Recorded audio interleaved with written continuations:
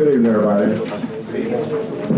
I'd like to call the regular scheduled meeting of the Edgecombe County Commissioners to order. Mr. Evans, safety instruction, please. Yes, sir, Mr. Chairman. I'd like to invite Ms. Natalie Ness to read us our safety instructions.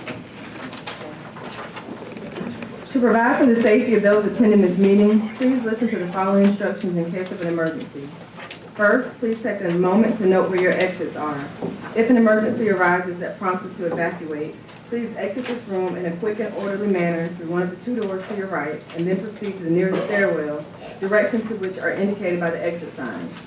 Once you exit the building, we ask that you safely cross Granville Street, which is the street that runs beside our building, to our parking lot to be safely away from the building. Our staff will help provide additional direction and assistance. In the case of a tornado warning, please exit this room into the hallway, where we will remain until it is safe to exit. In the event of an active shooter in the building, if there is an accessible escape path, run and try to evacuate the premises. If you can't evacuate, please find a place to hide where you are less likely to be found and lock any doors that you can. And as a last resort, and only if your life is in imminent danger, fight. Our staff will provide additional direction and assistance on what to do. Thank you for your attention. Eternal God, our Father, we give thanks for another day. Thank you for celebrating 4th of July Independence from Great Britain, but thank you for allowing us to celebrate our lives in you. We ask now that you would bless our minds and our hearts. We might consider the things of this county that makes our county a better place in which to live as we serve our constituents. In Christ our Lord, we do pray. Amen. Amen. You have minutes from 3 previous meetings in your agenda package. If there are no additions or corrections, is there a motion? So moved. Second. Questions? All in favor, let it be known by the voting sign aye. Aye. All opposed? Hearing none, the minutes are approved. At this time, ladies and gentlemen, the public hearing is called to order to receive civil comments relative to the possible county line merger of Edgecombe County Public Schools. I'd like to call the public hearing to order. That's one of those things. We're going to ask that, without an objection from the board, I'm going to ask that when I call for public comments, hold the public comments to 5 minutes. I think this issue is important. We used to have 3. We're going to ask to hold them to at least 5 minutes. Public hearing is called to order. Mr. Pierce, would you please read the public notice? Yes, sir. Notice is hereby given that the Edgecombe County Board of Commissioners will conduct a public hearing on Tuesday, July 5th, 2022 at 7 p.m. in the Jonathan Felton Commissioners Room located on the 2nd floor of the Edgecombe County Administration Building at 201 St. Andrew Street, Harbor, North Carolina. The purpose of the public hearing is to receive citizen comments on a possible county line merger of Edgecombe County Public Schools. Under consideration is moving the ECPS district line to the Edgecombe County line in the city of Rocky Mount. This would transition the 4 schools located on the Edgecombe County side of Rocky Mount, currently in the Nash County school system, into the Edgecombe County Public School System. The schools are D.S. Johnson Elementary, Fairview Elementary, Baskerville Elementary, and Parker Middle School. This action would also mean that all K-12 students who live on the Edgecombe County side of Rocky Mount, including those who attend schools within the Nash County school system, would then attend Edgecombe County Public Schools. Those who wish to speak on the matter are encouraged to attend this public hearing. Citizens may also submit public comments via email to publiccomments@edgecombeci.com or by mail addressed to Frangie Mungo, Clerk of the Board, P.O. Box 10, Harbor, North Carolina 27886. All public comments received in writing by 5 p.m. on July 5th will be read at the meeting. Frangie Mungo, Clerk of the Board. Mr. Evans? So, Mr. Chairman, as you know, the board, we've had multiple meetings with Edgecombe County School System Board. We've also had a series of public meetings to gather public comment, and therefore you as a board felt it would be appropriate before you consider taking action on this to have an official public hearing here tonight. I would, if I could, just outline what the steps would be if you take action in favor of moving in that direction. Those steps are already outlined in Senate Bill 382 or Session Law 2016-14. You have a copy of it there at your place. I'll refer to that briefly. I certainly won't read through it, but I do want to direct your attention to Section 7 of Senate Bill 382. So So section 7 basically describes what is to happen if this board decides not to continue to provide the funding as required through this statute. So you'll see step number 1 is that effective on July 1st on the following calendar year. So that is, if you take action tonight to direct staff not to fund this a year from now, then the actual transfer of the school district, board districts, will happen the following July 24th. But again, that depends on your action here tonight. Also, it describes here it talks about in number 1, the changing of the boundaries. The boundaries would then go to the county lines. Number 2 talks about the terms of office of those Board of Education members who are not residing within the local school administrative unit for which they served would then expire July of 2024. Number 3 says that before then, that the school districts, the electoral districts for the school boards would have to be redrawn to reflect the boundaries of each of the newly drawn school administrative units. Step number 4 says that within 120 days of the certification of the funds ceasing to be given to the school system, that then a written plan is to be developed and submitted to the State Board of Education. And of course, you know, this is a plan that would detail the transfer of the portion of the school district into Edgecombe County Schools. You'll see that under number 4, it goes into some details about what that plan is to include. Down at number 5, it discusses the transfer of property. And so there again, and then also on number 6, it talks about any claims and demands that are held within the school district for those schools would transfer to the school unit, and also any debt obligations would as well. So the steps, if the board takes action to do this or to initiate this tonight, the steps of that transition are outlined here in the Session Law 2016-14. So I would suggest, Mr. Chairman, that you now open it up to, as you open it up to public comment. We do have, I did not receive any written comments. We do have 3 who called and asked to be on the schedule tonight, and I'm sure you probably have others who would like to speak as well. I would recommend that we start with those that have called in advance. So, Ms. Teresa. Yes, sir. Mr. Peters, you have anything to add? I see that we also have Dr. Bridges here and from Interior, and I'll ask them if they have any comments. Do you have any comments that you'd like to make at this time? Thank you, Mr. Chair, members of the Edgecombe County Board of Commissioners, Mr. Evans and staff, members of our Board of Education, ladies and gentlemen. My statement will certainly be simple and brief.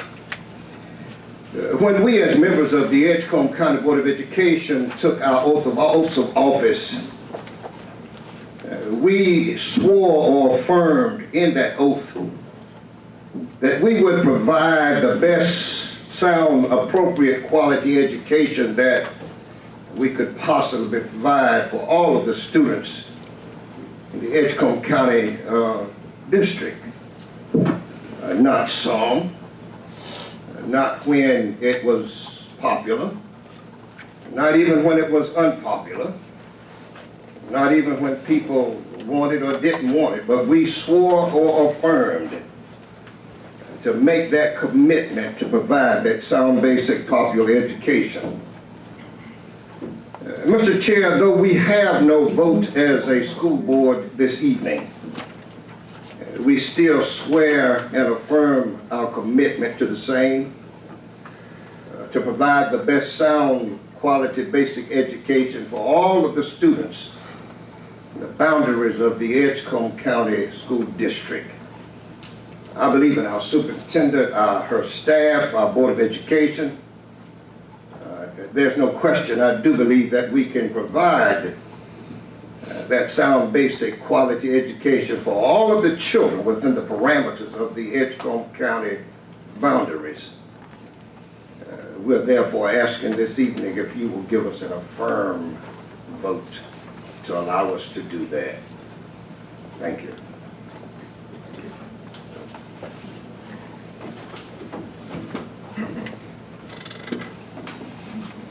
Valerie Bridges, Superintendent of Edgecombe County Public Schools. Just want to stand before you tonight to say thank you first to our county commissioners. Over the years, you all have provided the things that we've asked for so that we could be a school district that would create an environment for our students that would be impactful, that we would be able to support a positive trajectory for their lifestyle. I also want to thank our school board members that are here and just acknowledge them that they are here tonight. And really just whatever happens this evening, my job as superintendent is to make sure that I provide the best education for students that are part of Edgecombe County Public Schools. If there are questions later, be glad to address. Thank you. Thank you. Now back to you, Ms. Evans. Please call them in order. At this time, we call for public comments, and when you come forward, please state your name and address for the public record. So, Mr. Chairman, we had to sign up Ms. Teresa Bryant.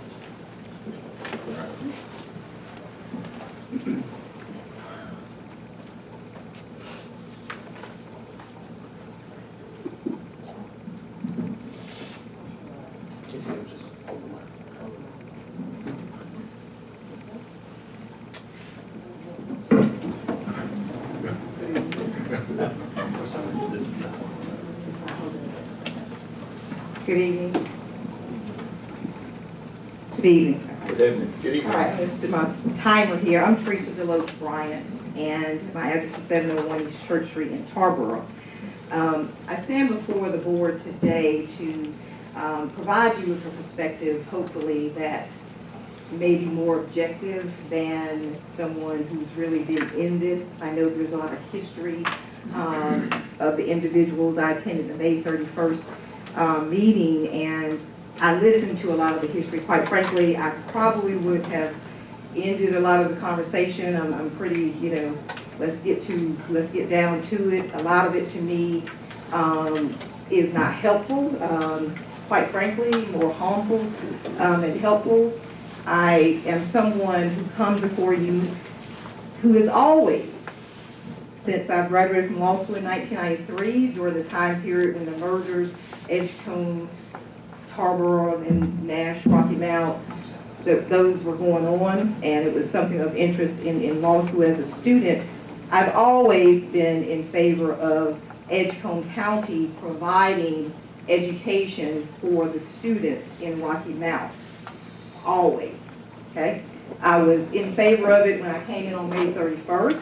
I came to hear a plan, and even though I will tell you I have some issues with the plan or what I heard, I nevertheless left out still, convinced that Edgecombe County should provide the education for the students who are in Rocky Mount. I've never understood it. I've never understood really this relationship you have or this arrangement you have with Nash County. It never made any sense to me.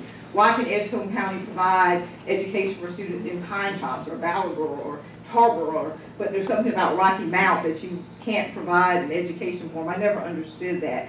And with all of the drama, if you will, over the relationship, the back and forth, we want it, we don't want it, we want you to take it over, it sort of reminds me of, a Gladys Knight and a Pip song. Neither one of us wants to be the first to say goodbye, but you need to say goodbye. Plain and simple. With regards to Nash County, I don't have any, Nash County is not, something that's on my mind or what they have done or not done. Nash County has an obligation to their citizens, to their students. And sometimes, even though you may be aligned or friendly in terms of business and or personal, sometimes your interests just don't align.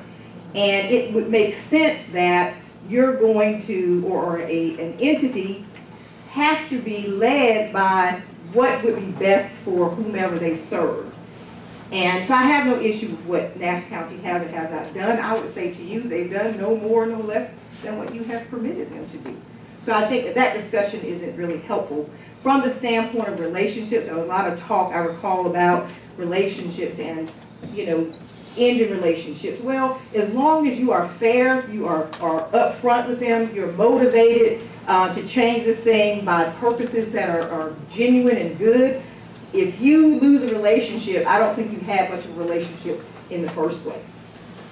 With regards to the makeup of the district or the Rocky Mount, I mean, the children could have the misfortune of being Carolina Blue, and we still would have a duty to serve them. That's the way. It doesn't matter. It's your duty to serve them. With regards to what I see, I don't think it's a merger. I think it's a misnomer to say merger and demerger. I don't think Edgecombe County Public Schools or even Edgecombe schools merge with anyone except for Tarboro schools. So it's not a merger or a demerger. I think it's a misnomer. I think that you have contracted out a very important duty to Nash County, and it's time to pull the contract back. That's the way I look at it in terms of what they're doing. Evaluate the contract. You know, there are business people up here. You know, we have business people who actually provide services for other business where they contract with you to perform a service. How have they performed the service? Without getting into, again, topics or things that, you know, might cause distraction. The bottom line is the contract has not served us well. I cannot believe that you go year to year waiting for another county to tell you how much money they're going to spend for their schools, and then you have to pay for it. It's just untenable. It's an untenable position that you're in. I do have some issues with the plan. The plan needs to be more conservative, fiscally conservative, a whole lot more. We've got 3 schools, elementary schools, I believe, that are underutilized, and we maybe use 2 of those. We already have a middle school. The biggest thing for me, I think, is the high school and what's going to happen for high school. But I'm going to tell you right now, I feel that you should lean on Rocky Mount. We need some money. The city of Rocky Mount is now, they're not making the gap payment. We need that money. And I hope that you all will lean upon Rocky Mount as it benefits the citizens in their municipality to have a school in Rocky Mount, an actual high school, that we can lean upon them and expect them to put out some money. And I'm talking about some serious money, not little money. I'm talking about big bank. I would be looking for Rocky Mount to do that.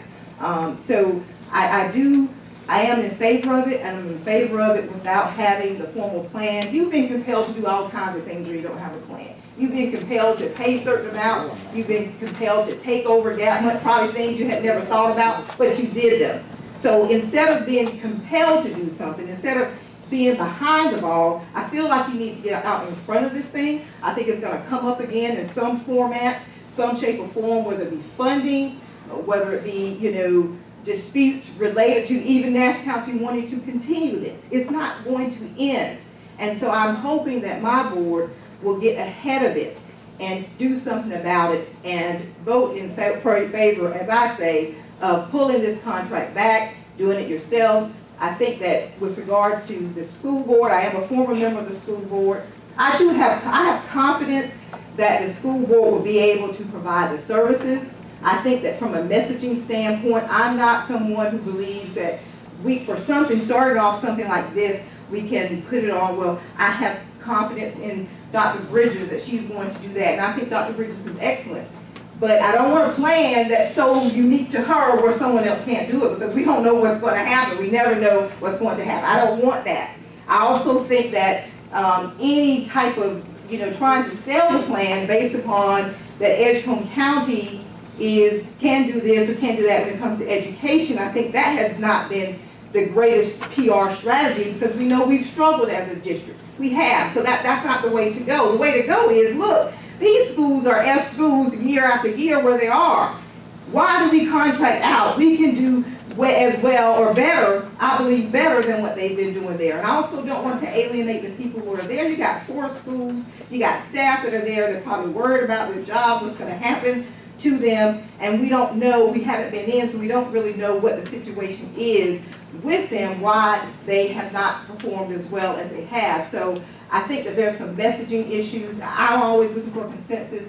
Maybe you have the votes, whether you have them or not. I think as a good leader, you need to look for consensus. And that's the best way, I believe, to lead. And I don't think that those talking points were the best points in terms of, and from my standpoint, in terms of people coming to me and asking me questions about that, that's sort of, a lot of times they will go that way. And what I say to them is that, you know, I have confidence that we have a situation where we farm something out and they're not doing, you know, the schools are not doing well, that we need to take it back as a financial issue for us as well. So I've gone over my time, but I thank you for your my time this evening, and again, I hope that you will vote, as you say, quote unquote, for the demerger, and we can work on the plan. Thank you. Thank you for your comment. Next, Mr. Next is Mr. C.B. Daughtry.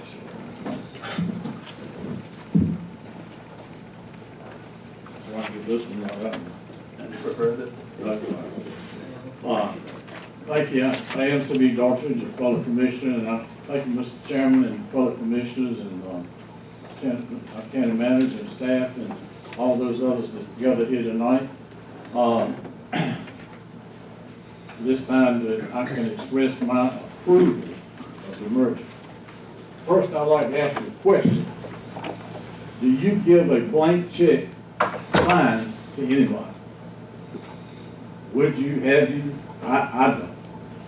Well, if you do not vote affirmative for December, that's what you're doing with Nash County. You're giving them a blank check, and it's going to get bigger and bigger. I can promise you that. I guess I've got the inside information. It's growing. It's going to grow. That 400,000 or whatever now that's kind of a patsy. Additionally, the state law, like it's been pointed out, I think that Edgecombe County, we need to educate our own students, and what we've had starting 30 years ago was a patch. And then about 7 years, we've come along and we readdressed the patch, redressed it. We tried to put another patch on it, or somebody to help us do it for us. We know patches are usually used for a healing period. When the healing period is over, just get rid of that patch. Also, we're cheating our Edgecombe students out of the opportunity for right now. I think it's about $2 million by the unbalanced county funding. And if we pay for those students to go there, we're not equaling that fund to $7,000 we got. So that's cheap. And then, well, if it's no more than those three reasons, that's enough to vote for the affirmative for the merger. Then, the students that are moving back into our school system, I definitely would like to see us start a vocational training program with a goal to expand it into the Edgecombe County, the full system, as soon as we could do that. Because we definitely need vocational training in Edgecombe County. And then I have some ideas about negotiation and addressing the merger plan, but let's hold them until we get this affirmative vote, and I'll come back and see you. Thank you. Next, Ms. Faith Taylor.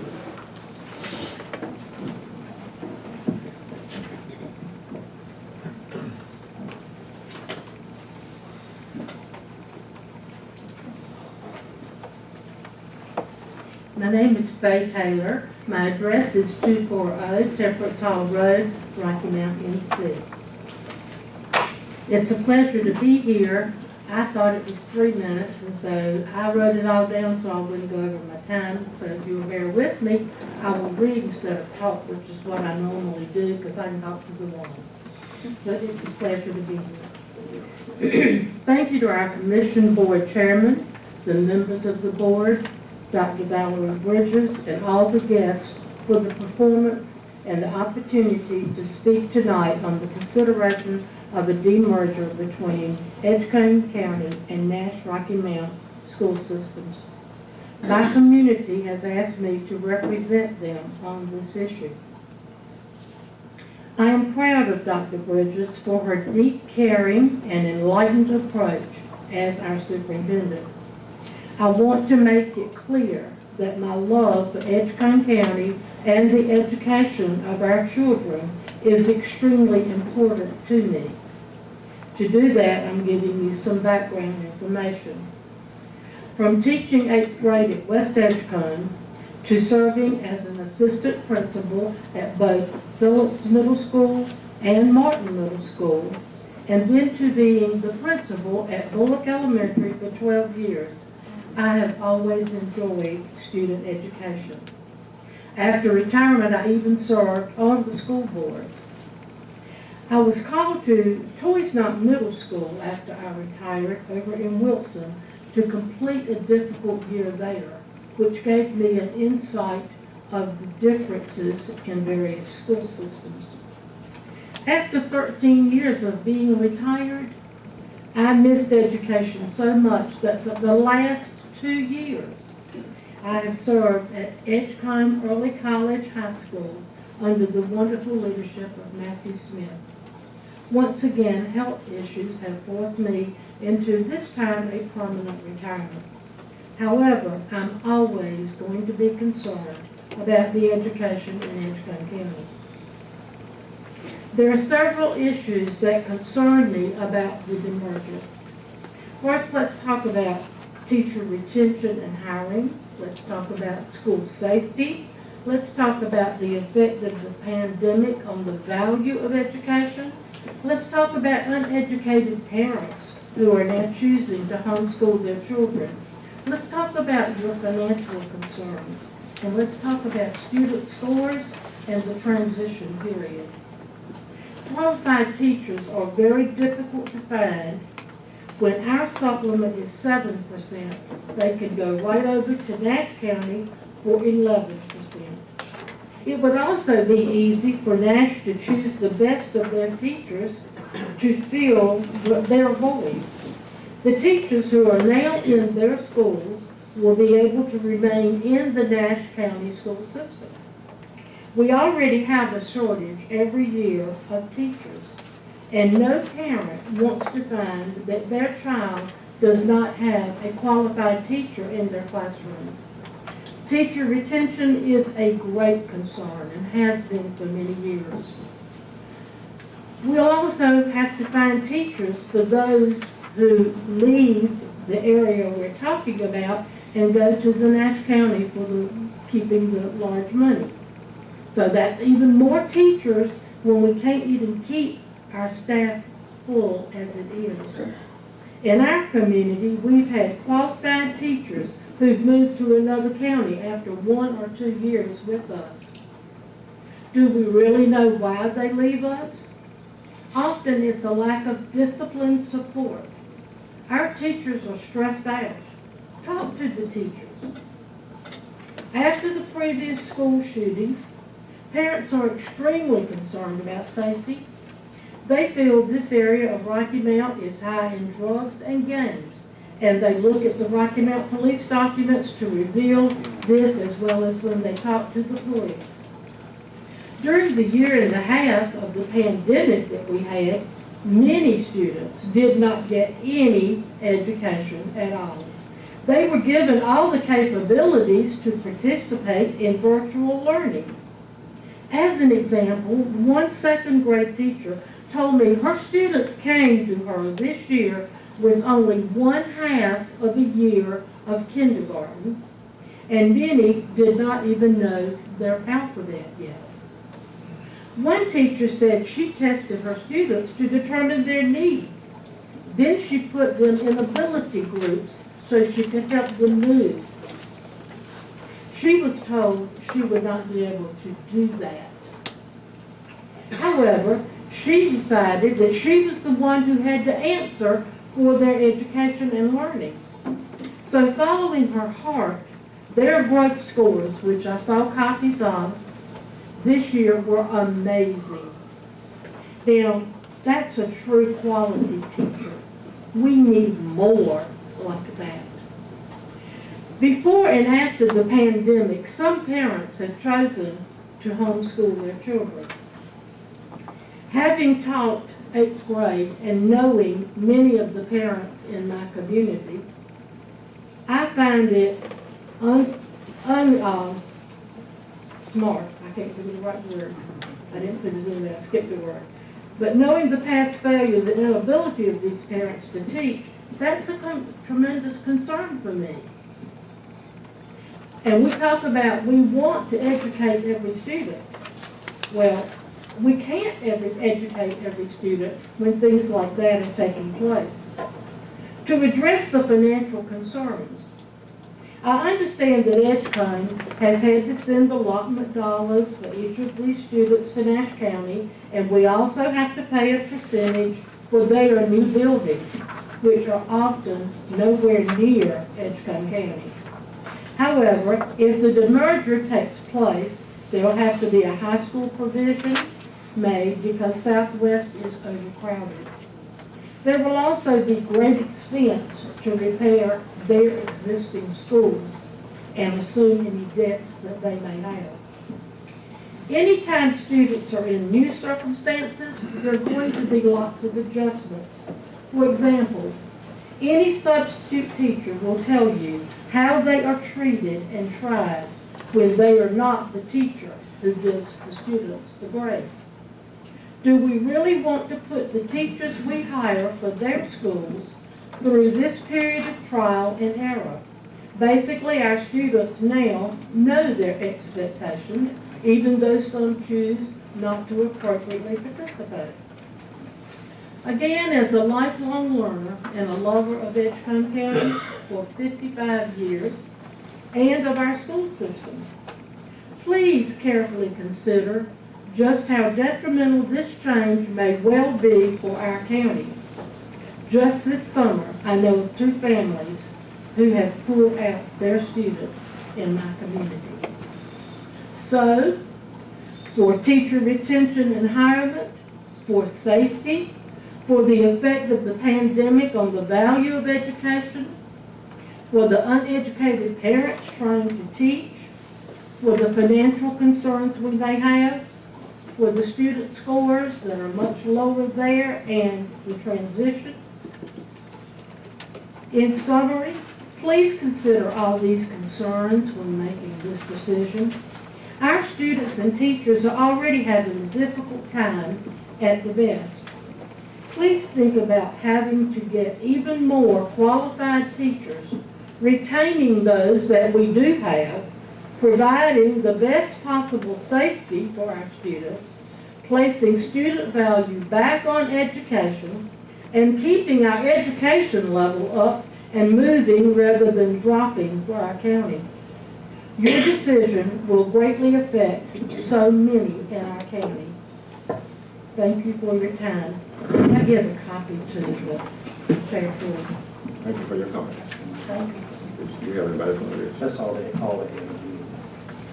Since there are no other on this, any others here would like to speak? If so, please come forward and state your name and address for the public record. Is there anybody else to speak? Please come forward. State your name and address for the public record. Reverend Rosa Higgs, 127 Midway, Carver.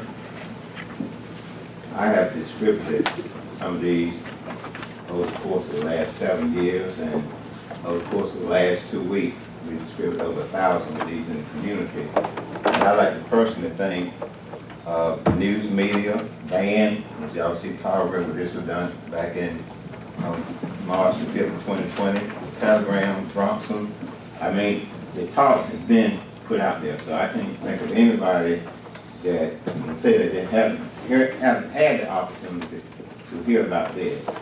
And I just pray that whatever decision y'all make, it be the right decision. And I did some homework. I found out that out of 100%, 50% of people don't want to serve on public boards. I really was surprised with that.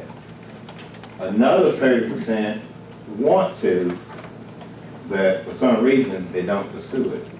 So mathematically, there's 20% left. And out of that 20% left, 13% have strong reservation about making unpopular decisions. So that leaves only 7% that realize that every decision is not going to please everybody. So I hope that y'all are in that 7%. And I'm speaking on behalf of the Edgecombe County Coalition for the Advancement of All People. I think it's time that we try to find a way to equalize funding for all of the students in the county on a fair and equitable way. And Mr. Chairman, I yield back my time. Is there anybody else here speaking? Please. Come forward.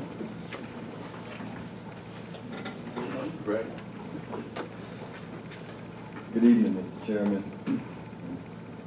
Edgecombe County Commissioners. The Rocky Mount branch of the NAACP encourages the Edgecombe County Commissioners to vote for the consolidation of all of Edgecombe County under the auspices of the Edgecombe County Public School System. We are saddened about and frustrated in the condition of the physical plant and the ratings of all 4 Rocky Mount schools located in the Edgecombe County. According to estimates of the Edgecombe County Public School Administration, it would cost over $10 million to bring Fairview Early Childhood Center, Johnson Elementary School, Baskerville Elementary School, Parker Middle School up to current physical plant standards. And also, I'll be remiss to mention about the closing of historical Article School. We believe that under the Nash County Commissioner's leadership, we know that some, it was 3 that voted against it.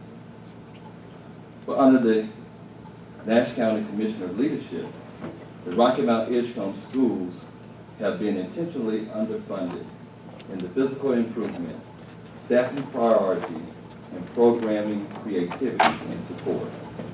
None of the Rocky Mount Edgecombe schools currently meet or exceed state growth guidelines. From our perspective, this is both a travesty and an injustice, and we believe that our students deserve more and we expect more. We have been struggling with the Nash County Commissioners, the majority of them, to keep our regional system intact that has brought about prosperity to both Edgecombe and Nash counties. However, we feel that fighting to stay tethered to people and systems who devalue our humanity and our children are no longer worthy of our investment in energy. We enthusiastically are encouraged by the leadership and the track record of Dr. Valerie Bridges, the Edgecombe County Superintendent, who has also been named the North Carolina Superintendent of the Year in 2021. We are excited that with the proper support and funding, that the Rocky Mount children and families who live in Edgecombe County will finally see see them as being prioritized, their value, and will be invested in.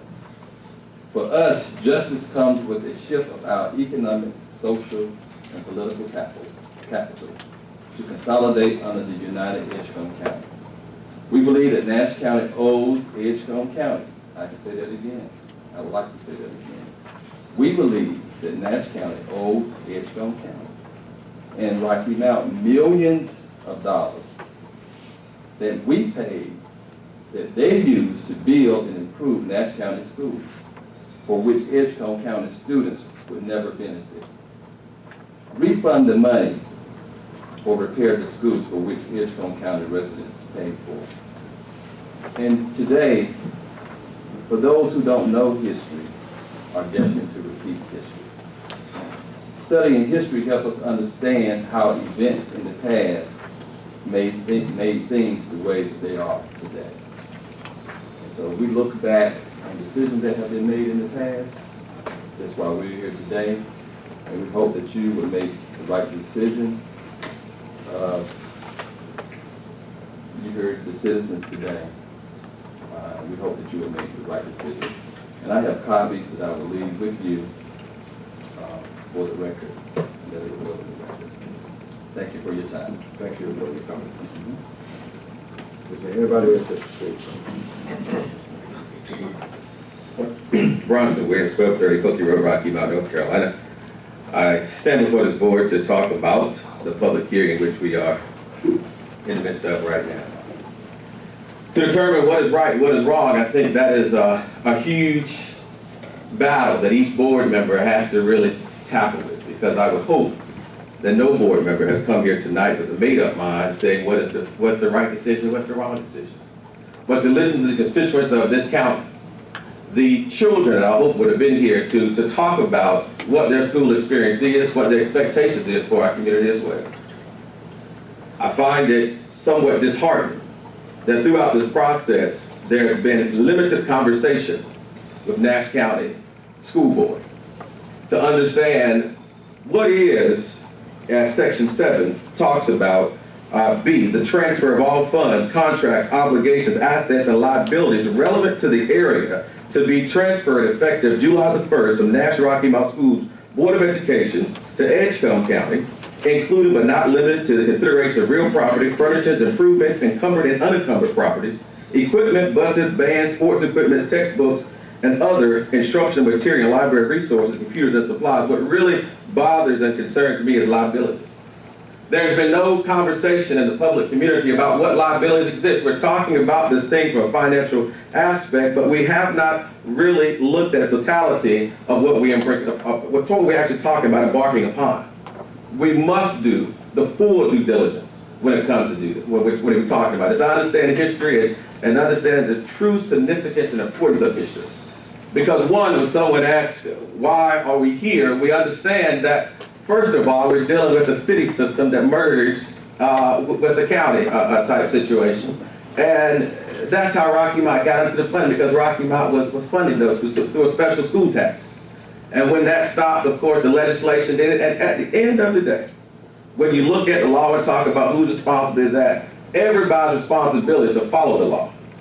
Nash County's responsibility is to follow the law. When it comes to building facilities, when it comes to supplements and etc. And I heard someone say 11%. I believe Nash County's teacher supplement will be 12% and not 11%. So it would be an increase of 1%, especially with the new budget that we're hoping that the governor will sign.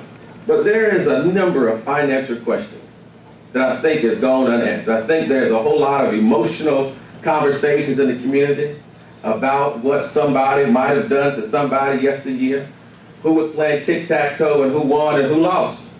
But the reality is the core of this conversation is about the children. The core of this conversation is how we make an investment into our future. And we cannot make that with grudginess in our hearts. We cannot make that with envy in our heart. We cannot make that with let me get back at somebody in our heart. When I hear the passion from this board, the people in the community talking about low performance schools, I've never seen many of you in the Nash Rocky Mount school system when it was there was talking about low performance schools. I've never seen any of you usher in the conversation about how do we raise the standards of these schools. But yet today we say that perhaps a way to change is to take our children back. Well, first of all, the Rocky Mount children, they weren't ever in the Edgecombe County school system. So taking them back is quite an anomaly to me as to how we even use language like that. But again, we must be students of history. We must understand the context that is before us so we're making rational decisions about this situation. And if anybody asks, Brian said we're as passionate about it, absolutely I'm passionate about it, by being a resident of Edgecombe County, going to the Nash Rocky Mount school systems, learning about this stuff day in and day out. But there again has been limited or virtually no conversation. Many of the questions that was asked in some of these public hearings and right before this board, as a matter of fact, questions that a simple phone call and a conversation with members of Nash Rocky Mount schools, you could have had that answer when these board members answer those questions. Because they're real questions. And they need answers at the end of the day. And we talk about millions of dollars in gap funding. Is that number accurate? Or is the gap funding quite lower than millions? Because we see a $2 million figure out there, but that number is also what you would be funding Edgecombe County students at the same per pupil rate. So if we're having information put out there in the public space, let's be sure that we're responsible enough to say, what you heard tonight is accurate, what you heard tonight was not accurate. And we address those things so people have a full understanding of what's really going on. Another piece before I sit down, there was a conversation that was had that said current Edgecombe County students would not be impacted by this change of the county line. Now, if children right down the street from my house who goes to Bullock School, who lives in Coastal Road Apartments, you mean to tell me that this school system is gonna bus some children still to Bullock School when you got schools right there at Parker and Baskerville? And what kind of sense does that make? Let's be truthful and honest with people at all levels of this matter. That's all I'm asking for this body to do when it comes to this school board situation. Now, do I like the idea that was presented about having children with backpacks on their bags walking downtown Rocky Mount? Amazing. Amazing idea to see that, to see the vibrancy of a downtown Rocky Mount. But at the same time, I have to have common sense too. I have to look at what is the financial implications of it. Have we crossed every T and dotted every I? Have we done that? And if we haven't, it's no urgency. It's no urgency in the moment. The best decision any board could ever make is taking the time to get it right. Thank you so much. Thank you. Thank you for your time. Is there anybody else here for public comment?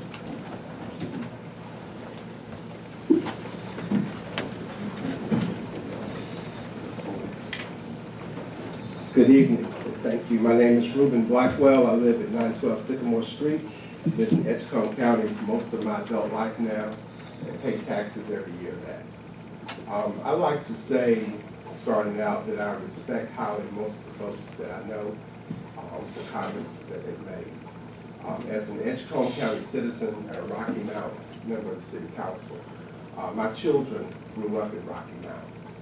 They attended each of those 4 schools in Rocky Mount that we're talking about. My son is 27, my daughter will be 25.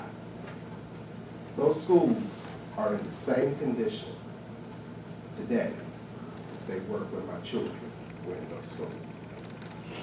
I'm a product of the 60s and the 70s, and I am the generation that was the first generation to benefit from immigration.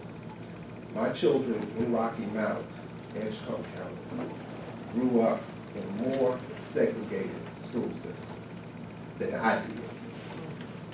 That's a huge commentary to me.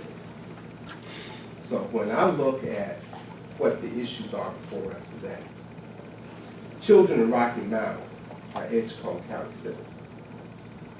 We pay Edgecombe County taxes.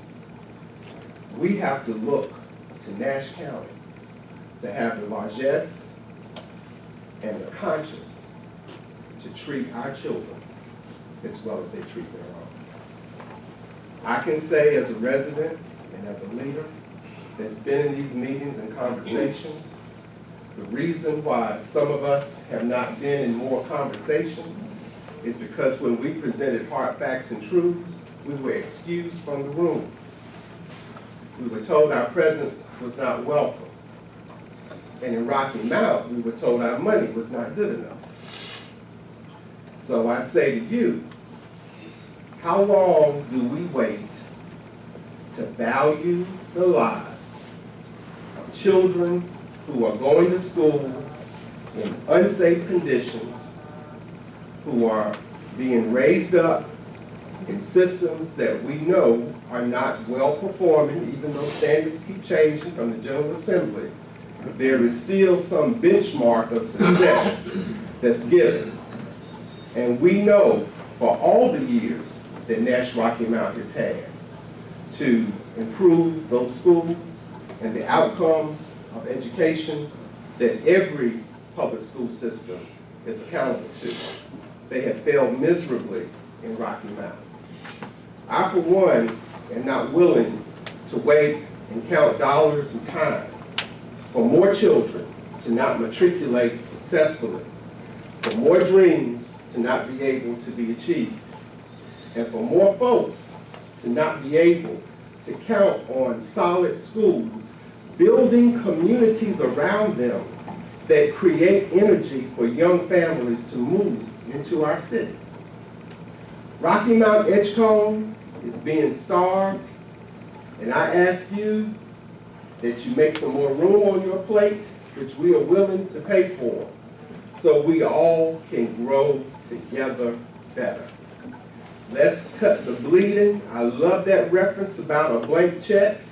It is a blank check, and our children are the currency that we're allowing someone else to spend.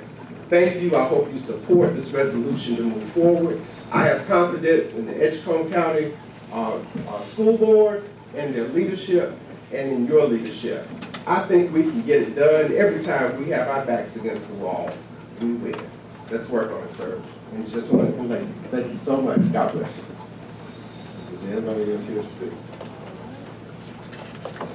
If not, any questions that the board might have for the staff that they might need that discussion? Go ahead. As I read through this section 7, it's concerning to me also when it says the obligations and liabilities that will come to Edgecombe County Public Schools. So I want to find, the school board we have now may not be the school board we have the next time around. The superintendent we have now may not be the superintendent we have next time around. But has anybody taken a real close look at what those obligations will be, what those liabilities will be? Because we're talking about dollars and cents. And it's got to make dollars and cents.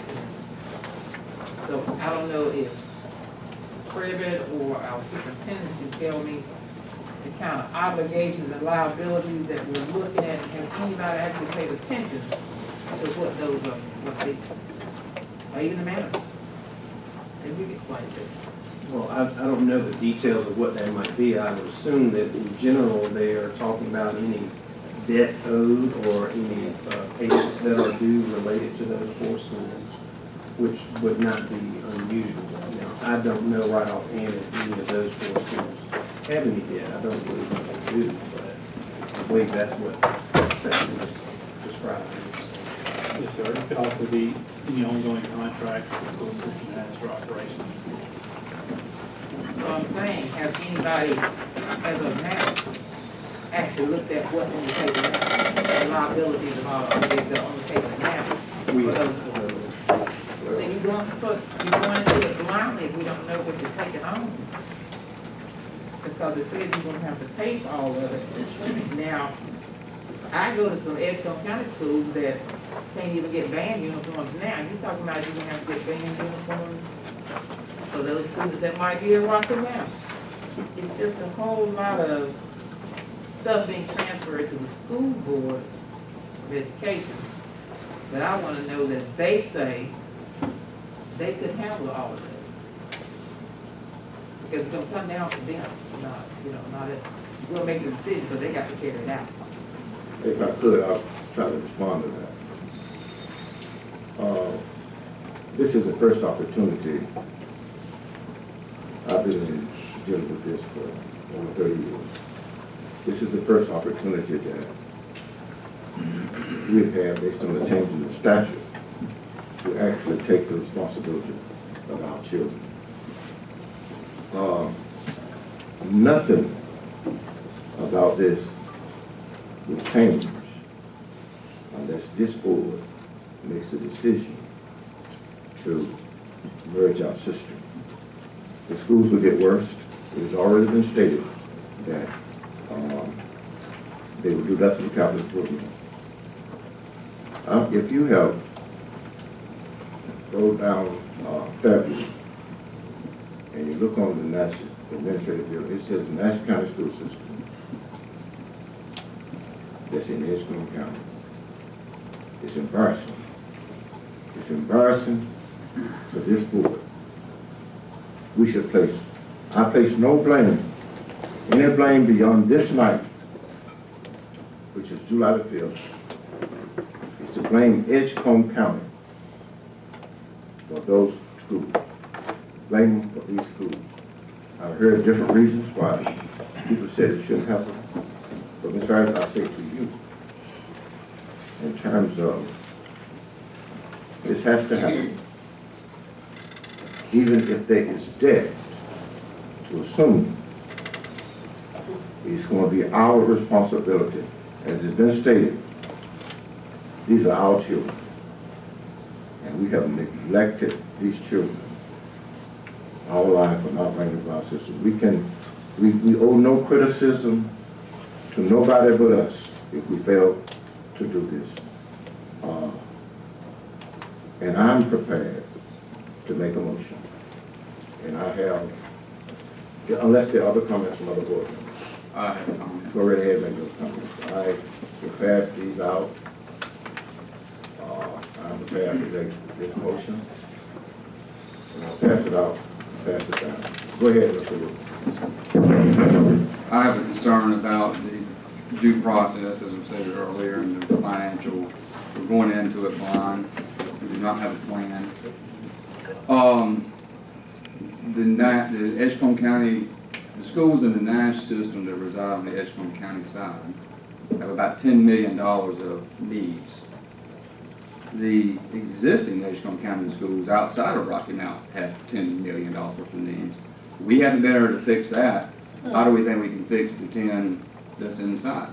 If we're laying blame at Nash County for not funding the capital improvements to fix the building, are we not to blame just as much for $10 million of our own school buildings that are in other areas of Edgecombe County? That's $20 million if we were to be fair and equitable that we would need to spend. We do not have a plan. We sat in a meeting with the school board and asked about what is the cost really for the proposed high school in downtown Rocky Mount, and we didn't get any numbers. So we would be going into this completely blind financially. Edgecombe County has lost its two largest taxpayers in the last 5 years, Cogentrix and QVC. I'm chair of the budget committee. We're under dire stress, dire stress. We're on the second highest, I believe, tax rate counties in the state of North Carolina. And here we are going to make a decision to take on debts and obligations. We have no idea what it is, just on faith alone. That type of mentality is what's got us to be the second highest tax rate county in the state of North Carolina, have other buildings that need $10 million worth of improvements, and yet we're going to take on another collection of buildings that's $10 million. We talk about sending money to Nash County, and I understand the concern about that. But for every dollar that we sent to Nash County in capital, we have gotten back that money and more, and that's been proven to us, but not reported. Also, when we fund facilities like Rocky Mount High, 30% of our kids, 30% of the student population is made up of Edgecombe County citizens, but we only sent 11% of the money. Even if they sent federal funds, it's all percentages. Whatever we did have to pay, we only paid 11% of 30. We have not really looked at it. I think we're letting emotions drive it. We're looking for a reason of why things have happened. But we've got schools that are underperforming as well. We've got schools who need the money. I don't think this is a magic wand stroke. And I think that to go in with blind faith without having the numbers is a mistake, and this county will suffer for years to come. We will undoubtedly be the highest tax county in the state of North Carolina, and all our citizens will go, didn't you know this before you went into it?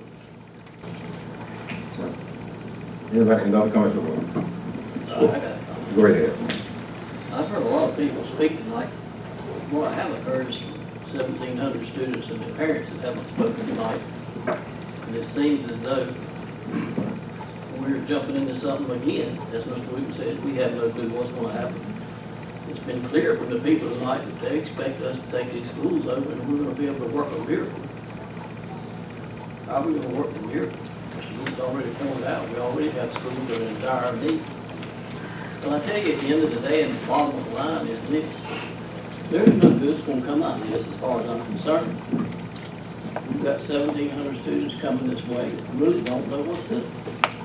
They really haven't been told what's going to take place. They don't even understand what's going to take place, and they won't know until after it happens. And that's the shame of it all. And all I can tell you is just drive to mostly do something that we think needs to be done because we have students in the city of Rocky Mount. This town has been split all its life. I don't understand it. It's not economically feasible. It's not socially good. We're going to lose the best performing teachers we have.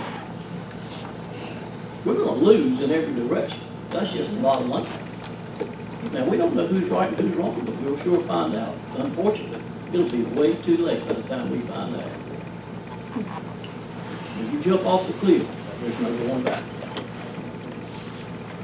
I don't think it's, when we're talking about the education of 1,700 children that are in underperforming schools, and some of the comments I hear is let them stay in no man's land, we don't care. That's a position that they're in, that's a position that they continue to be in. And these are Edgecombe County residents. And most of them look like me. And we're saying, some of the comments I hear, we're saying let them rot in hell. Well, Mr. Chairman, I gotta disagree with that. I'm not saying that. And that is all right for you to disagree. Okay? That's what you're doing, disagreeing. With disagreement doesn't mean we want our children to rot in hell. I think it's very strong. Right. Don't apply that to the county commissioner board. It's what I just stated. Okay? And it's what I feel. That's poor leadership. Well, it's you call it what you like. That's what you got right now in terms of what I feel coming. And I said it with intent. So it's not, you won't take it back. Take it back, okay? If we saying that financially, the taxpayers of those citizens that are in Rocky Mountain, we don't want to spend it there. We can spend it in every way we want to. We spend it in Kingsburg, okay? We spend it everywhere. But we're saying, what I'm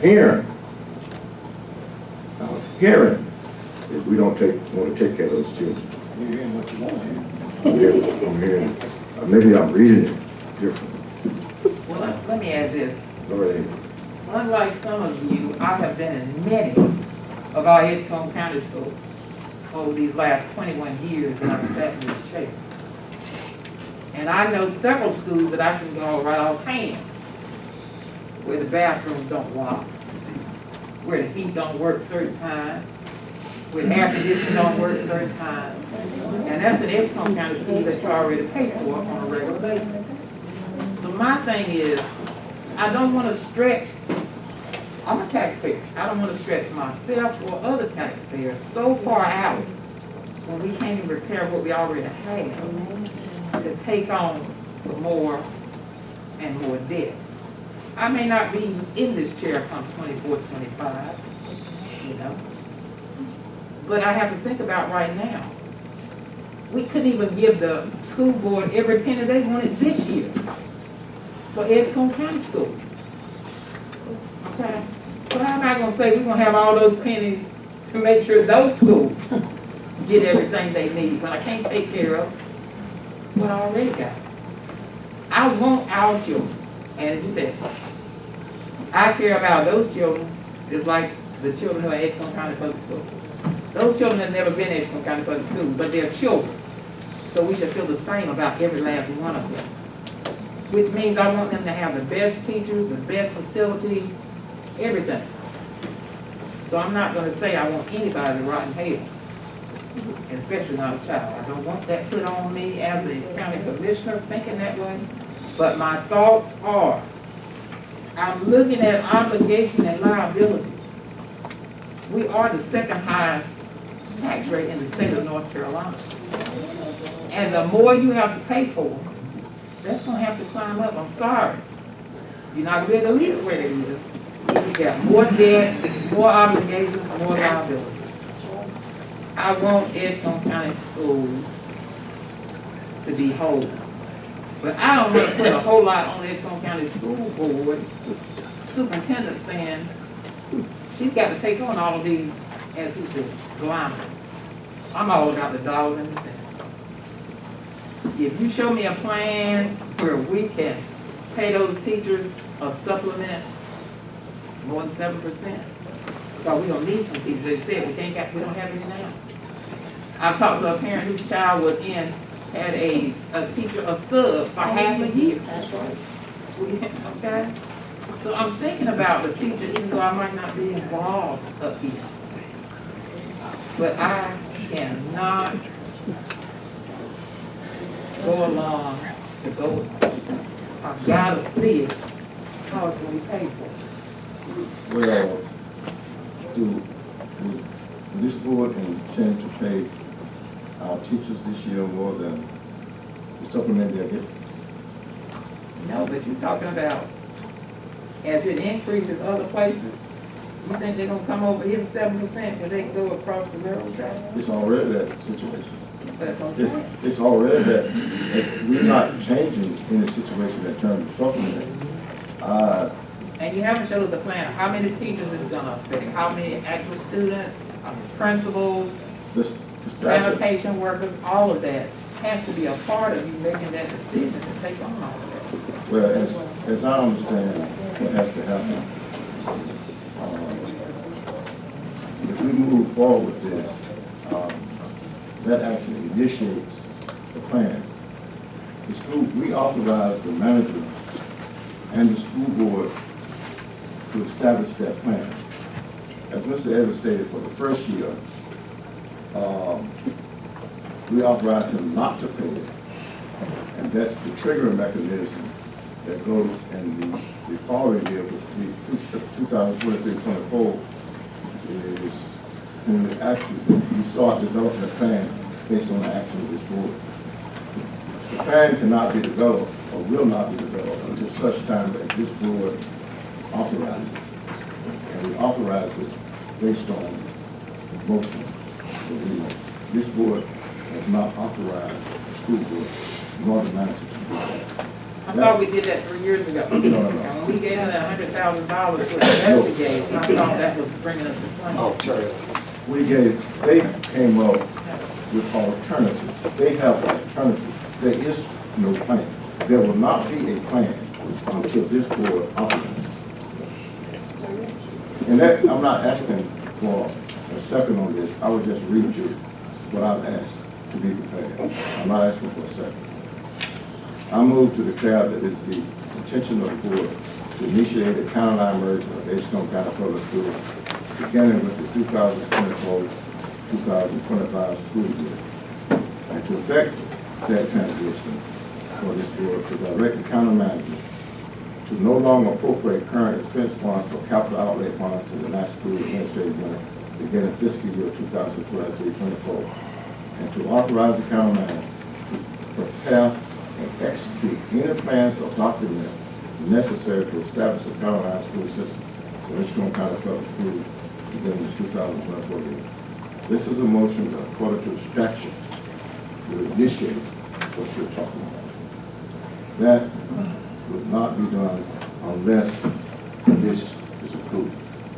That was, and I've asked assistance from Mr. Evans and Mr. Peters to prepare this according to what the statute would require. That would be the intent. I'm not asking for a second because there's further discussion coming. There's nothing in that motion that tells me that we're gonna be able to provide funds that's needed to do what needs to be done. There's nothing in that motion that tells me that we will be able to equip those schools, provide those schools, deliver buses, teachers, and helpers, maintenance and otherwise. I've talked to a lot of people about this. And if you think the ADM money is gonna bring these students over here and everything's gonna be lovely, then you are wrong. There's just no other way to put it. We were jumping into something that we have no clue about. That's all it is to it. I'm asking the board to jump in what is our responsibility. There will be no more funding for those schools than what we are sending. So when would we expect to be able to educate our children? There will be no more funding. And it's our responsibility. It's the county commissioner's responsibility for their children. And we might have to cut some things that we do, but this is our responsibility. And it was the intent years ago to bring, for us, when we went to districts,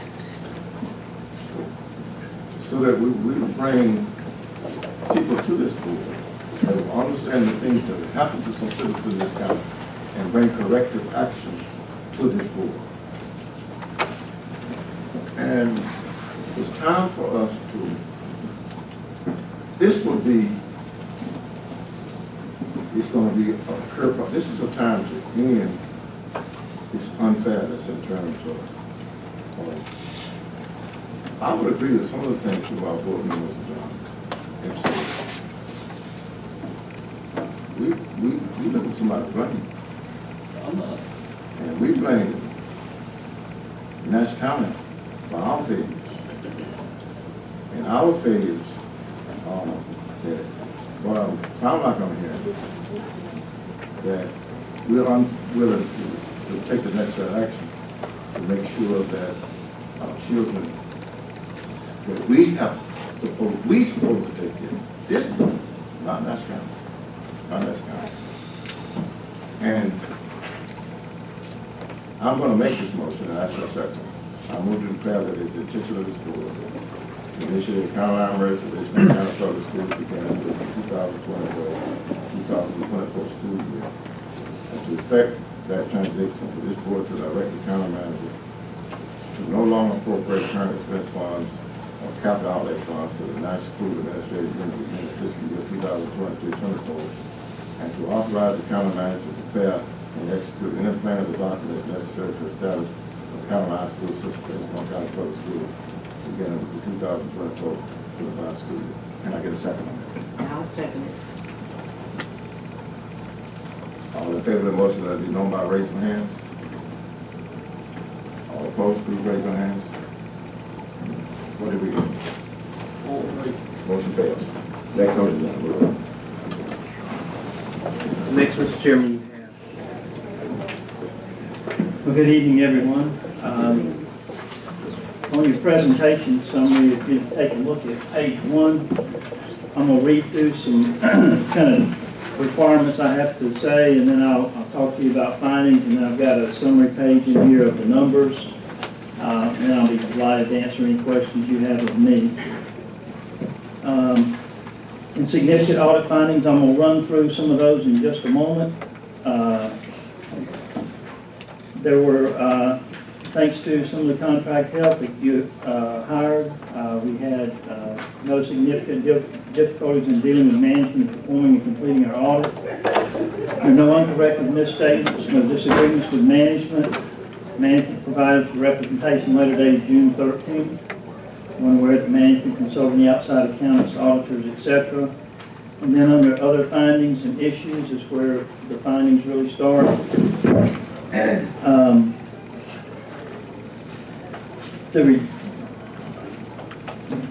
Most of these, I think I came maybe 3 months ago, 4 months ago. They're almost exactly the same as they were at that point. So when we're looking at a subsequent 12-month period, they're almost exactly the same because there was no opportunity to change. We're looking at June 30, 21. If I presented the audit in March of 2022, June 30, 21 didn't change. So I'm not trying to shortchange you here. I'm just telling you they're the same findings as they were prior to that. That's just the nature of the thing. One of the clear issues that has been there all along is getting everything reconciled and up to speed. Hopefully with the assistance you have now, that the June 30, 2022 audit can be delivered in a timely fashion, which would mean by October 31st with a grace period of up to November 30th of this year, getting you back on track so that you've got accurate information, timely information for which to make decisions on, and you can make the appropriate decisions that you deem so. That is, in my opinion, the overriding issue that the county has had, is getting everything reconciled in a timely fashion. With that comes lots of little issues, etc. If you're not reconciling it, you don't realize what is or is not taking place. That's just a fact. I will say this, if you'd be kind enough to flip over to page 4, when you look at some of the, page 5, I'm sorry, some of the numbers. You can see from June 30, 2017 through June 30, 21, where your fund balance goes from $20,768,000 up to $27,658,000. You know, that's a good thing in terms of your fund balance increasing $7 million. If you skip a few lines, you'll see unassigned fund balance as a percent of general fund expenditures. It goes from 20.85% up to 22.21%. You might expect a larger increase with that kind of increase in fund balance. But realize that if you have anything that's getting assigned in your budget process, it has an impact on unassigned. If your expenditures are increasing over time, and you can see in the very where on page 6, top of that page, you see totals of expenditures going from 58 million to 62 million, about a $3.8 million, $3.7 million increase. That has an impact on that percentage as well. And the reason I'm pointing these out, I'm happy to go through all the numbers. I'm going to read some of them in just a second. Those are the driving numbers when you look at things. That fund balance available as a percentage on page 5 going from 27.09 to 31.65. Anytime you ever go to the debt committee at the state level, they're going to look at these two percentages, your fund balance, and what your trend is. And that's why we put a little bit of this together so you can see that the debt committee is going to have their own trend analysis, and they're going to look at this to see if you can actually cash flow any payments. So going back to unavailable fund balance in general fund is 8.125 million, restricted is 13.9 million, general fund expenditure is 61.7, unassigned fund balance at 13.7 million, and then you can see revenues over and under expenses before other financing sources in the general fund is a positive 4,391,000. Water sewer had a negative 211,000, and solid waste had a negative 87,000. Cash in the general fund is 21.8 million. Cash in the other governmentals is 457,000. Cash in water sewer is 1.375 million, and cash in the solid waste is 1.5 million. Again, general fund balance is 27.6. Fund balance in other governmental funds is 1.9 negative. Net position of water sewer is 39.2. And net position of solid waste is 763,000. I'm going to say something about this net position in both the water sewer and solid waste. Net position there has little to no meaning. It's all about cash flow in these proprietary funds. So when you want to know how they're performing, you want to look up and take a look at how the cash position is going across the top. Because unless you plan on selling all the water lines or other things, how much you got in the ground and paid for is not really important. It's can you cash flow. Then you see your property tax rates, collection percentages there, collection percentage excluding motor vehicles, and then total property valuation and total levy amounts. You can see your breakdown of your debt. Total being going from 40.6 million up to 47.6. And then you have a breakdown of your general fund revenues there, going from 59.5 up to 66.4. And we looked at the total on the expenditure side earlier. You'd be kind enough to flip over to page 7. At the top, you see analysis of fund balance, total in blue, restricted, committed, and assigned in red. You can see where the blue trend is positive. And on the bottom, you see where the analysis of fund balance available is as high as it's been at 31.65, but it's still below the group weighted average at 39.05. The group weighted average there is by population, it's not by geography. And then on page 8, you see analysis of unassigned fund balance, and again, it's as high as it's been. And then on the bottom, the revenues over and under expenses before transfers. by the three funds, general fund, water, sewer, and solid waste fund. And then on page 9, the cash and accumulated depreciation water sewer fund. I'm not sure why 21 didn't print there, apologize. And on the bottom of that page, you see your cash balances and fund balances with the respective numbers underneath that. Now on page 8, you see, 10, apologize, property tax rates and the group weighted average of the property tax rates there. And the collection percentages and your group weighted average of collection percentages. And then on page 11, you see your debt analysis there, broken down by type. I'm going to take a minute here and tell you something that will happen on your 6/30/22 audit. It's somewhere in my verbiage there. There's something called GASB 87. It's called leases, lease accounting. For your proprietary funds, your solid waste, your water, sewer, stuff like that, it's going to have a direct impact. General fund, it'll only go to the government-wide statements. Government-wide statements meaning it won't actually hit your general fund. The exhibit 1 and 2 in the financial statements take the general fund and convert it to a business type financial statement, and it'll impact those which are in the very front.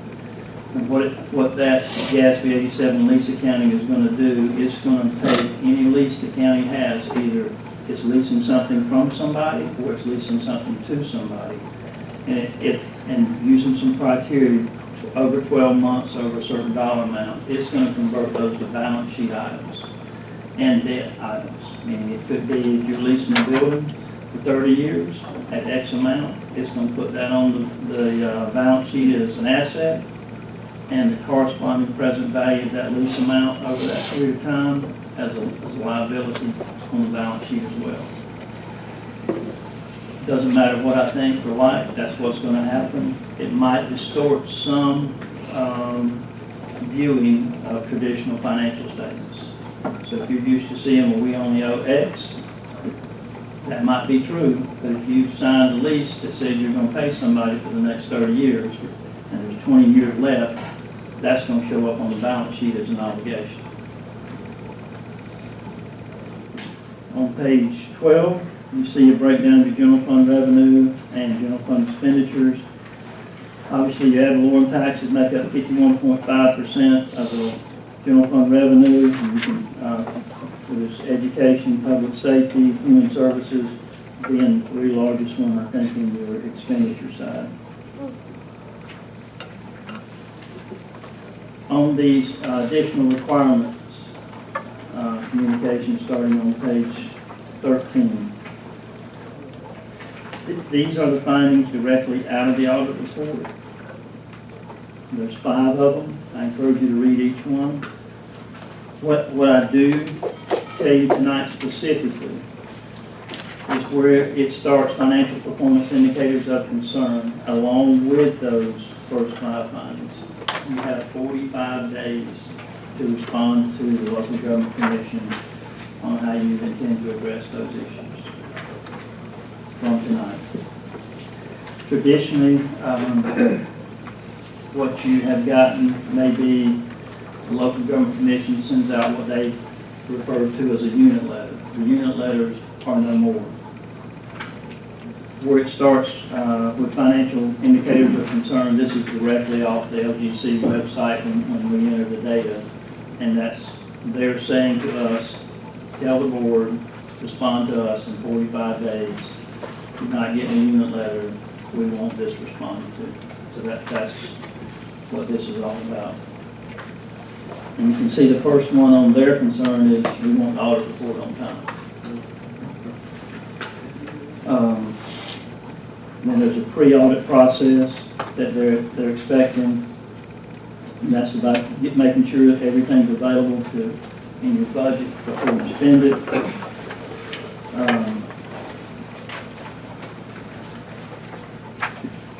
And then they're talking about addressing material or significant findings, etc.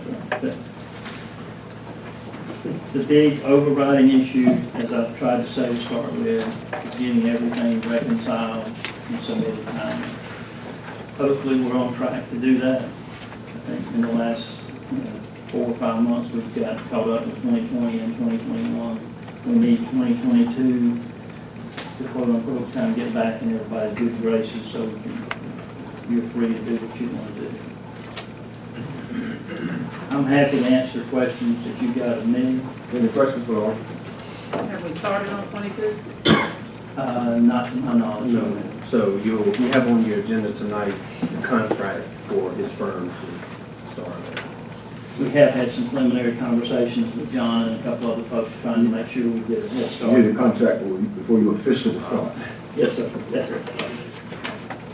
As you read through this, though, I think my number's on the letterhead. If you've got questions, whatever, you're always free to call the office, and I'll be happy to talk to anybody about anything. Any questions at all? Hearing none, thank you. Thank you, sir. I appreciate it. Thank you.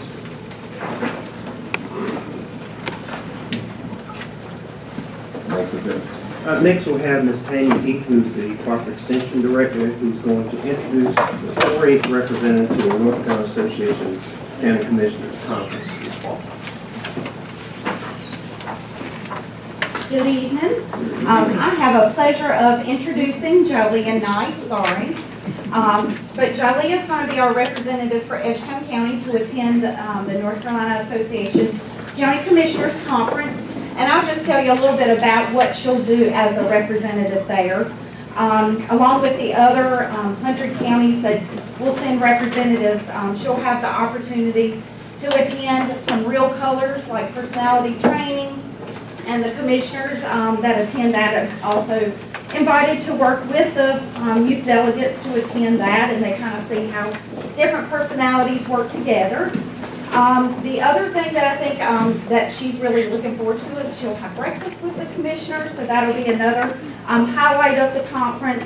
And then they also go into a general session with county officials to do a transformational leadership where they'll do a little bit about strategy, leadership, management, that sort of thing, that she's learning these skills to maybe one day be in your shoes one day.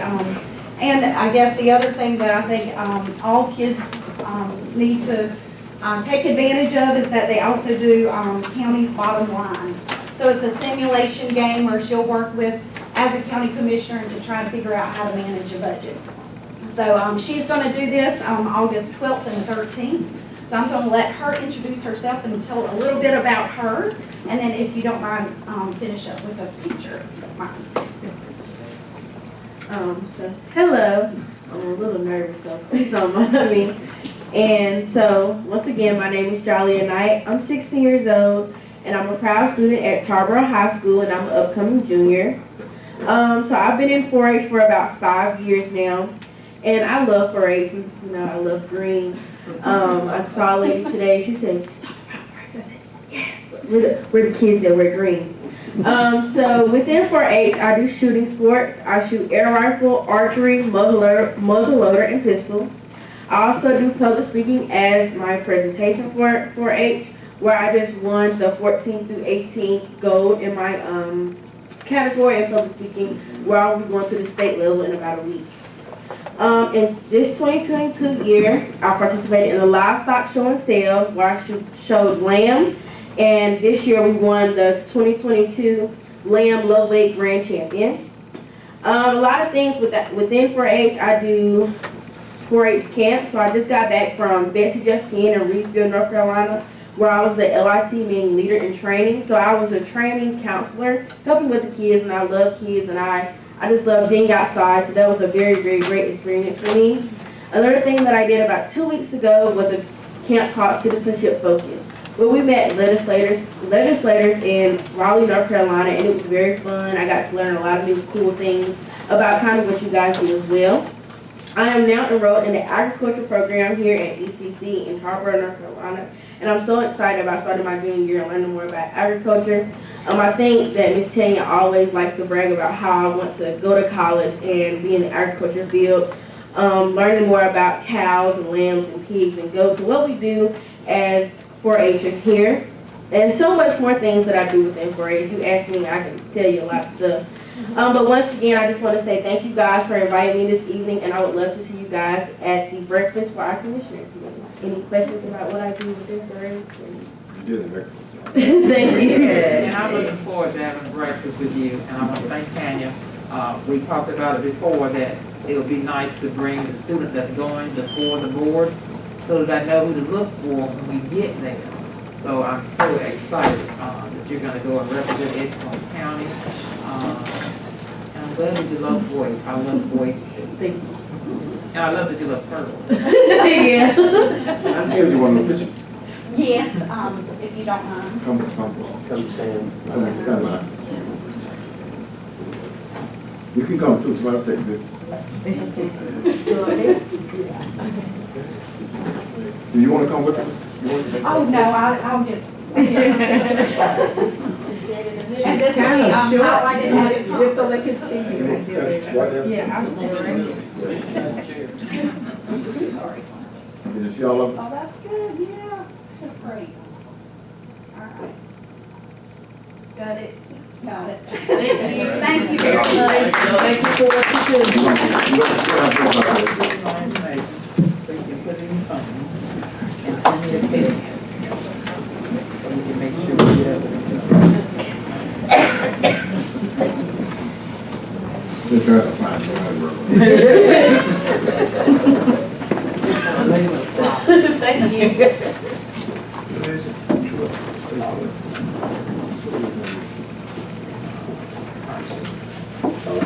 Moving on. That's all we have scheduled for this, and then we have public petitions. Our public petitions, yes, is it, you have anybody that? No one concerned. Is anybody here to speak up on the petition? If so, please come forward and state your name and address. Anybody here to speak? Hearing none.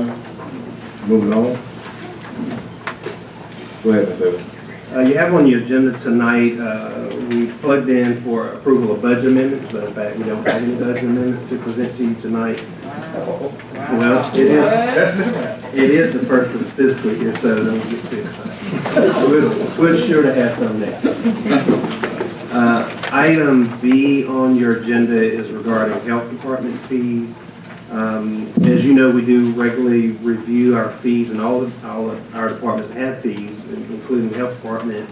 You have tonight a list of changes that have been recommended. These changes are the results, as they typically are, in either the cost of providing the service or Medicaid allowable reimbursement. The Human Services Board at their last meeting did vote to recommend the approval of these changes as presented. Motion? So moved. Question? All in favor, let it be known by the aye. All opposed? Hearing none, that's approved. Next. Item C is regarding the involuntary commitment transportation agreement.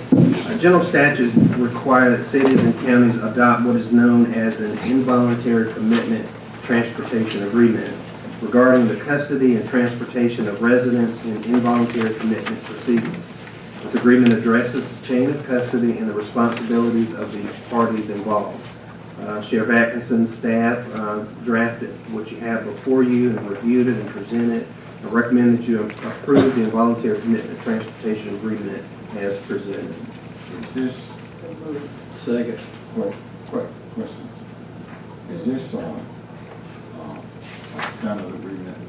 It is something all counties and towns, and this is basically a template that most counties and towns are using. And the attorney looked at it. Yes.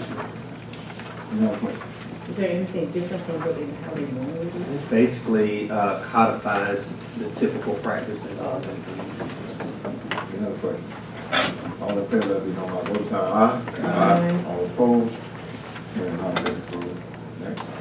You have an offer to purchase before you for 1681 Cox Avenue. The offer is from Carolyn Thigpen in the amount of $300. I will point out that the county has owned this property since 1989. It's a foreclosure property, and I recommend that you accept the offer as presented. It will be advertised for upset bid. Motion? Second. Question? All in favor, let it be known by the voting sign aye. Aye. All opposed? Hearing none, that's approved.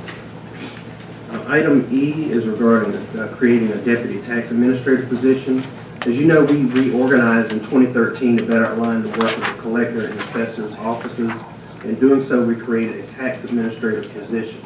Ms. Teresa Lewis, who's our tax administrator, holds the duties of both the tax collector and tax assessor. We also have both a deputy tax collector and a deputy tax assessor who serve in her absence in each of those functions.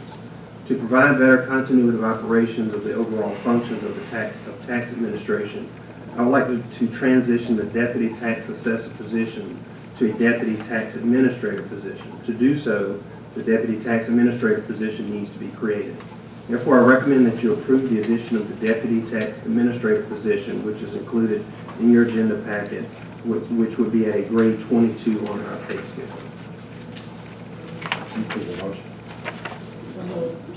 Question? So are you saying you don't need that deputy tax assessor? Not at this time. We will still have the position when needed. You're not eliminating. No, sir. Any other question? All in favor, let me know by the vote, say aye. Aye. All opposed, hearing none, it is approved. Next. Item F is regarding the approval of a deed, and not deed of trust, but a deed to transfer of property. There are two parcels that the county currently owns. One is in Lakeside Mobile Home Park, and the other is at the dead end of Clinton Street and Newton Avenue, excuse me, in Princeville. Located on those are lift stations for Water Sewer District 6. USDA funding is available to the county for renovations to the sewer system there. To finalize the funding, these parcels need to be transferred from the county to Water and Sewer District 6. Therefore, I recommend that you approve the attached deed, which will convey these two properties to Water and Sewer District 6. Motion? So moved. Second. All in favor, let it be known by the vote, say aye. Aye. All opposed, hearing none, it is approved. Item G, the Army Corps of Engineers is in the process of conducting cultural resource and geotechnical surveys in connection with the Princeville Flood Risk Management Project.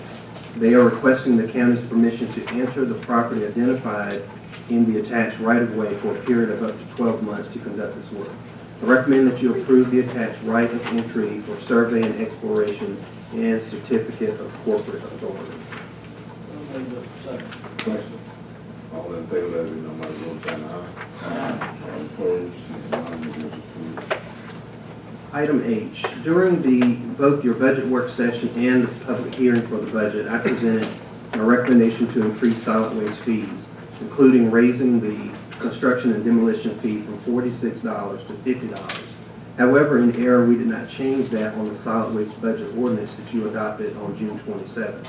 Also, staff has since recommended that we increase the yard waste fee from $44.50 to $46 per ton. Therefore, I recommend that you approve the solid waste fee changes as presented. Second. Question? All in favor, let it be known by the vote, say aye. Aye. All opposed, hearing none, it is approved. Item I, attached are proposed changes to the planning and inspections fee schedule. These additions are the result of recent changes to our Unified Development Ordinance. The proposed fees are necessary and reasonable. Therefore, I recommend you approve the revised planning and inspections fee schedule as presented. Second. Question? All in favor, let it be known by the vote, say aye. All opposed, hearing none, it is approved. Mr. Chairman, Board, if you would, I'd ask if you consider adding a supplement to the agenda. You have there at your place a memo and information related to the Home and Community Care Block Grant Program funding for fiscal year 23. And if you will allow that to be added to your agenda, I would like to ask Ms. Natalie Best to come forward and give you some background information on this. The Home and Community Care Block Grant programs are intended to encourage and maintain independence for persons over 60, as well as provide protection for older adults. The funds that support the HCCBG program come from county, state, and federal funds. The federal funds are provided through the Older Americans Act that was created in 1965, and Edgecombe County is one of the 5 counties within Region L currently receiving HCCBG funding. The block grant gives county commissioners maximum discretion in deciding how aging funds will be administered and budgeted in the county. By endorsing a local funding plan, the boards of county commissioners define the services to be provided, determine funding levels for services, and identify the community service providers to be involved with providing home and community care block grant services. In addition to giving counties increased decision-making authority for planning and delivering aging services, the block grant is also intended to achieve the following goals: promote the visibility and importance of aging programs locally, establish a single set of policies and procedures for in-home and community-based services provided with block grant funds, and 3, provide for an equitable distribution of funds to each county consistent within the requirements of the Older Americans Act. In accordance with these procedures for the funding of the Home and Community Care Block Grant, a recommendation for the allocation of $599,612 for fiscal year 23 funding is presented for your consideration. Edgecombe County is being awarded $599,680 for the fiscal year, which is an increase of about 4.95% from what we were awarded in fiscal year 22. The total request for the providers was $648,315, which was $48,365 more than the funding available. After much discussion, presentations from the providers, and guidance from the Upper Coastal Plains Council of Government Area Agency on Aging, the attached plan is being recommended. We believe that this plan reflects the needs of Edgecombe County's aging population and the best use of the available funding. Therefore, I recommend that you approve the attached funding plan for the Home and Community Care Block Grant as presented. Motion. Question. I have a question. I was just looking at the location down here. Is there a reason that Princefield Senior Center on food? They did not submit a bid. I sent them the bid package. They did not respond. Look at that. Any other questions? All in favor, let it be known by the vote sign aye. All opposed? Hearing none, it is approved. Moving on, planning board, the planning board, Mr. Michael David Brinkley is recommended for appointment. Is there a motion? Second. Question. All in favor, let it be known by the vote sign aye. All opposed? Hearing none, it is approved. Alpha list and releases for review and approval. Any comments and statements? No, sir, Mr. Chairman. Happy to answer any questions you might have. Motion to approve? So moved. Question? All in favor, let it be known by the vote sign aye. All opposed, hearing none, it is approved. Approval and review of contracts and service. Yes, sir. You have before you 3 contracts and 1 change order. The first being for revaluation services. As you know, that will start this year in the Tax Administration Department. We have a contract for professional consultative services that will be used in both finance and manager's office. We have a change order to existing Siemens Industries contract we had previously approved that would add $25,294 to the contract for additional fire alarms and related equipment that were not included in the original scope of work. And then finally, as I mentioned before, the contract for the FY22 audit with Thompson Price, Scott Adams. Recommend that you approve it. Motion. Second. Question. I got a question. Contract with Sharp, when did it start again? How long is that? So it'll be a 1-year contract. It will start as soon as you approve it for FY23. Another question? All in favor, let it be known by the vote sign aye. All opposed? Hearing none, it is approved. Departmental report for review. Any questions of the board of anything? Water and sewer? Monthly financial report? Solid waste update, sir? No, sir, I happy to answer any questions that you might have. Hearing no questions, moving on to manager's report. Go ahead. I do want to point out the normal workforce development indicators report that you get every month from me. NCWorks website has been down, says under maintenance for at least for the last week that I've checked. So that information is not available. I did provide in your packet a report, I believe it's done monthly, from North Carolina Department of Commerce, and I thought it had interesting statewide data, jobs-related data that I wanted to present to you. Also, you have in there a letter that we received from Dominion Energy regarding a transmission line rebuild project. This is an existing line that will run through part of the county that they're doing a rebuild on, and they sent us notice of this. I just wanted you to be aware of that. It does come near some property that the county owns. I believe it's buyout property, which is what triggered us getting a copy of this letter. As you see, they don't expect there to be much in the way of interruption to service. Also, the opioid settlement update. As you know, we've been talking about this for some time. I think the last report I gave you, we knew the amounts that we expect to get.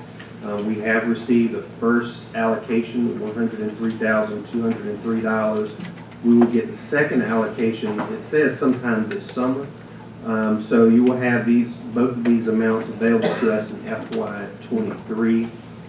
We'll be back before you next month to present a plan and a budget amendment as to how these funds are to be used. We've reviewed that with staff. It's also been being vetted. Really, feedback has been given by CORE. You remember that's a group that Sheriff, Health Department, other parties that created a few years ago to address this issue. So it's coming together with a plan that for the use of these funds. So you'll hear more about that at next month's meeting. I do want to point out that they're still here. And since they're here and some of their families here, I'd let you all know as a board that that two of our department heads will be soon retiring. Mark Walters, who's our Emergency Services Director, and Catherine Walters, who's our Finance Director, are both retiring on August the 1st. And they're here tonight. I see some of their families here with them, and just wanted to take this opportunity to recognize them for their service to our county. They've done a great job, and we want to wish them well, and just take the opportunity to get a chance to congratulate them on their retirement. Well, we want to thank you for your service and congratulate you on retirement. We wish you well in your retirement. Anything, any other comments from you? Thank you for all you've done. Appreciate all the years of service. Especially lately. Yes. I think that was a little hectic lately. Burning the midnight oil, I know. It's really been hectic, but it appears to be a job well done. Wish I could have done more. Thank you so much. Thank you. And they came back tonight from vacation, so they could be here while our audit was presented tonight, so I appreciate it. We're going permanently. Permanent, they're practicing for permanent. Thank you so much. Commissioner report, and thank you, Commissioner. I'd just like to say that I've actually been approached by 2 or 3 people that work for the county, and they have told me how pleased they are with the new budget and what we've done for them, knowing that we're doing the best we can. It's good to hear something like that. Another comment? Peter? At this time, ladies and gentlemen, we'll be going into closed session